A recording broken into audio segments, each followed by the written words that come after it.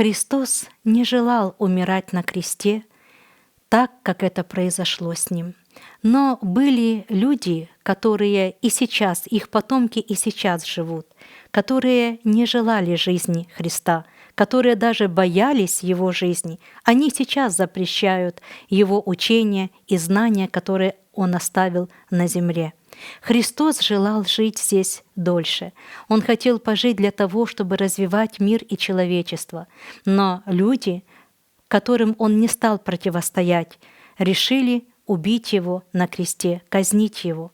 Это было решение людей, тех падших, которые по сей день правят этой планетой. Да, друзья мои, это исторический факт, который нуждается в понимании и в осознании всего происходящего. Христос и сейчас с нами, и любит нас, и помогает нам, и мы пройдем все трудности и сложности благодаря Христу.